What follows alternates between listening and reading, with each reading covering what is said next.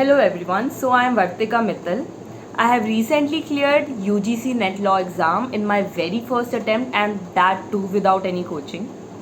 I have scored 226 out of 300. So ये video उन सभी UGC नेट एस्पिरेंट्स के लिए जो इस एग्ज़ाम को क्लियर करना चाहते हैं।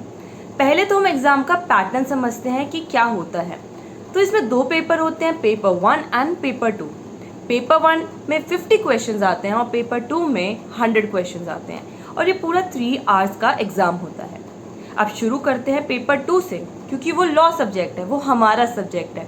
उस सब्जेक्ट को हमने अपनाया है और वो ऐसा सब्जेक्ट है जिसके हम क्वेश्चंस अच्छे से एस कर सकते हैं। तो सबसे पहले तो आपको सिलेबस डाउनलोड करना होगा और आपको ये देखना होगा कि इतने ब्यूटीफुली उस सिलेबस को डिमार्केट किया गया है, प्रॉपरली उसमें सब्जेक्ट्स लिखे गए हैं और उसके अंदर किस पोर्शन को आपको फोकस करना है वो भी मेंशन किया गया है। अब जब बात आती है ये डिसाइड करने की मैं किस सब्जेक्ट पे ज़्यादा फोकस करूं, किस सब्जेक्ट पे कम फोकस करूं, तो वो चीज़ आप खुद डिसाइड करेंगे, क्योंकि अपनी स्ट्रेंथ और वीकनेस हर इंसान को खुद पता होती है।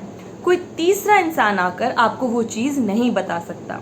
अब मैं ये बात इसलिए भी कह रही हूँ क्योंकि हमें सारी चीज़ों की तैयारी करके जानी है, क्योंकि एग्ज़ाम पैटर्न कब चेंज हो जाए, कौन सा सब्जेक्ट कब इम्पॉर्टेंट हो जाए, ये किसी को नहीं पता है। और अगर आप प्रीवियस ईयर क्वेश्चंस भी देखेंगे तो आपको ये बात खुद रियलाइज़ होगी। तो अब हम इसमें दो पोर्शन में डिवाइड करते हैं, जो मेरा स्ट्रेंथ वाला पार्ट है और जो मेरा वीक पार्ट है। जो स्ट्रेंथ वाला पार्ट है उसके मुझे MCQs लगाने शुरू करने हैं। उसमें मुझे इतने क्वेश्चंस प्रैक्टिस करनी है और वो विद कंसिस्टेंसी मुझे करनी होगी। अब मैं MCQs लगाऊंगी। MCQs प्रैक्टिस करने के बाद अगर मेरा कोई क्वेश्चन गलत हो रहा है तो मैं आगे नहीं बढ़ जाऊंगी। मुझे पहले ये समझना होगा कि उस क्वेश्चन का कंसेप्ट क्या है। देखिए, ये तो मैं भी जानती हूँ, आप भी जानते हो कि जो भी मैं क्वेश्चन अटेम्प्ट कर रही हूँ ये मतलब नहीं है कि वो क्वेश्चन सेम एग्ज़ाम में आएगा, बट हाँ उसका कंसेप्ट ज़रूर पूछा जा सकता है। जो कंसेप्ट शायद मुझे प्रैक्टिस के टाइम पे नहीं आता था, लेकिन मैंने उस कंसेप्ट को समझने की कोशिश की थी, तो अब वो कंसेप्ट मैं एग्ज़ाम में एस कर पाऊँगी। तो मुझे कंसेप्ट पे फोकस करना है। अब आया दूसरा पार्ट जो मेरा वीक पोर्शन है। तो कोई भी गाइड बुक या फिर AK जैन की बुक्स होती हैं उसको रेफ़र कीजिए और उसके शॉर्ट नोट्स बनाइए। अब शॉर्ट नोट्स बनाने के बाद मेरा काम वहीं ख़त्म नहीं हो गया है। अब मैंने कंसेप्ट तो समझ लिया, बट अब मुझे वो अप्लाई करना है MCQs प्रैक्टिस करके। उस पर मुझे अब जितने MCQs मैं प्रैक्टिस कर सकती हूँ मुझे करने हैं। अब दो कैटेगरी के लोग होते हैं, एक जो इसी एग्ज़ाम के लिए तैयारी कर रहे हैं और दूसरे जिनके पास एक्चुअली में टाइम कम होता है और वो टाइम हर दिन में से थोड़ा थोड़ा निकालने की कोशिश करते हैं, क्योंकि किसी दिन उनकी प्रेजेंटेशन है, किसी दिन उनका कुछ और एग्ज़ाम है। तो मैं खुद दूसरी कैटेगरी में आती थी। तो मुझे क्या मदद किया? मुझे यही मदद किया कि मैं प्रैक्टिस, चाहे मुझे 10 क्वेश्चन ही सही, एक दिन में मैं 10 क्वेश्चन भी वो प्रैक्टिस करूँगी कि मेरी वो कंटिन्यूटी चलती रहे और वो चीज़ टूटे ना, वो चेन मेरी टूटे ना। तो ये था पेपर 2। पेपर 2 मुझे एस करना है, क्योंकि लॉ मेरा सब्जेक्ट है और लॉ मुझे बहुत अच्छे से आता है। मैंने 3 साल 5 साल अपने PG में वो सब्जेक्ट पढ़ा है। मैं मान सकती हूँ कि गैप होगा, किसी किसी की प्रिपरेशन में गैप होगा, लेकिन लॉ तो मैंने खुद ही चूज़ किया है ना, तो उससे तो मैं पीछे नहीं हट सकती हूँ। अब आता है बात पेपर 1 की। तो जब मैंने एग्ज़ाम क्लियर किया तो मुझे बहुत से एस्पिरेंट्स के मैसेज आए कि कैसे प्रिपेयर करें और इन स्पेसिफिक पेपर 1 के लिए कैसे तैयारी करें। अब ये चीज़ मैं यहाँ पर इसलिए डील करना चाहती हूँ कि ये एक बहुत बड़ा चैलेंज होता है एस्पिरेंट के लिए कि इस डर से ओवरकम कैसे करें। तो मैं बहुत क्लियरली बोलना चाहती हूँ कि पेपर 1 मुश्किल नहीं होता है। इवन पेपर 1 आपकी मेरिट बनाता है।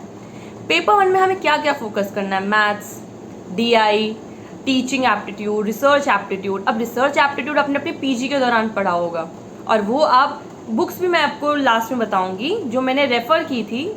Basically those were previous year question से रिलेटेड थी, तो उससे आप तैयारी करिए।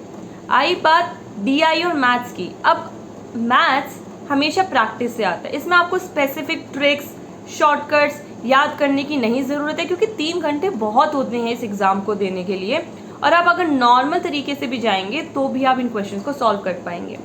मुझे क्या लगता है कि इस बार के क्वेश्चंस में क्या स्टूडेंट्स के साथ प्रॉब्लम हुई होगी। जैसे DI का हमारे पास क्वेश्चन आया था। अब डिफरेंस होता है जब आप ऑनलाइन स्क्रीन पे क्वेश्चन अटेम्प्ट करने की कोशिश कर रहे हो और जब आपके पास question paper as a hard copy होती है। तो जब हार्ड कॉपी होती है तो मैं पेन के साथ मार्क कर सकती हूँ कि हाँ A को B के साथ कंपेयर करने को बोला है, बट जब वही चीज़ कंप्यूटर पे होती है तो वो थोड़ा प्रॉब्लमैटिक हो जाता है। तो वहाँ ज़रूरत होती है आपकी कंसंट्रेशन कि आपकी कितने ध्यान से आप उस चीज़ को समझने की कोशिश कर रहे हैं। तो DI में मैंने एकदम ध्यान से ऐसे कर्सर को करके एकदम समझ के क्वेश्चन अपने शीट पे लिखा था और मेरे ऑलमोस्ट सारे DI के क्वेश्चन सही हुए थे। मैथ्स के लिए भी आपको सिर्फ प्रैक्टिस करने हैं क्वेश्चंस, उससे आपको एक्चुअली में हैबिट हो जाएगी कि आपको कैसे क्वेश्चंस अटेम्प्ट करने हैं। आई बात टीचिंग वाला जो पोर्शन होता है। अब जनरली टीचिंग वाले पोर्शन में आप कितना भी पढ़ लीजिए, प्रोबेबिलिटी होती है कि उसके आप क्वेश्चंस गलत करेंगे। क्यों? क्योंकि हम एज अ स्टूडेंट के पॉइंट ऑफ व्यू से उस चीज़ को सोचने की कोशिश करते हैं, जबकि वहाँ ज़रूरत होती है टीचर स्टूडेंट के रिलेशनशिप के हिसाब से उस चीज़ को समझने की। तो जब हम दोनों के पॉइंट ऑफ व्यू को साथ में लाकर उन क्वेश्चंस को समझने की कोशिश करेंगे तो आप रियलाइज़ करेंगे कि आप एक्चुअली में आंसर्स ठीक कर रहे हैं, आप क्वेश्चंस को सही तरीके से अटेम्प्ट कर रहे हैं। तो पेपर 1 को से बिल्कुल मत डरिए, it's a very easy exam. आप बहुत आसानी से कर सकते हैं, बस ज़रूरत है कंसिस्टेंसी की, प्रैक्टिस की।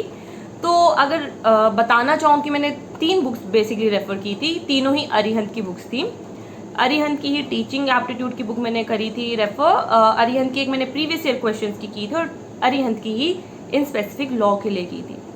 पर उस बुक को भी मैं कंप्लीट नहीं कर पाई थी क्योंकि मेरे पास इतना टाइम नहीं था, बट जो वो मेरी कंसिस्टेंसी चलती आ रही थी टाइम से, उसने मुझे मदद करी इस एग्ज़ाम को एस करने में। तो आप बस लास्ट में यही पीस ऑफ एडवाइस है कि आप जितने MCQs कर सकते हैं प्लीज़ उसे अटेम्प्ट करिए। और हाँ, एक और बात, ड्यूरिंग दिस जर्नी आपको बहुत से एस्पिरेंट्स ऐसे मिलेंगे जो कहेंगे कि मेरी पेपर 1 की पूरी तैयारी हो चुकी है, मेरी पेपर 2 की पूरी तैयारी हो चुकी है।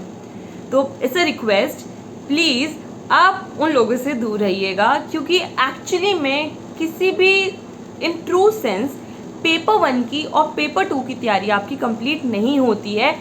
हाँ, ये हो सकता है कि उन्होंने उसके लिए मुझसे ज़्यादा क्वेश्चंस प्रैक्टिस करे होंगे, ये ज़रूर हो सकता है, लेकिन पेपर 1 और पेपर 2 की तैयारी ट्रू सेंस में कंप्लीट हो गई है, ये बिल्कुल पॉसिबल नहीं है। ये मैं अपने पर्सनल एक्सपीरियंस से बता रही हूँ। तो एंड में बस यही कहूँगी कि आप प्रैक्टिस करिए, कंसिस्टेंसी मेंटेन करिए और इस एग्ज़ाम से बिल्कुल मत डरिए। जो भी चैलेंजेस आते हैं उसको ओवरकम कीजिए, क्योंकि एट द एंड हम सब चाहते हैं कि हम इस एग्ज़ाम को क्लियर कर लें, क्योंकि कहते हैं ना, हिम्मत मर्दा तो मदद खुदा। So I wish you all the best and best of luck. Thank you so much.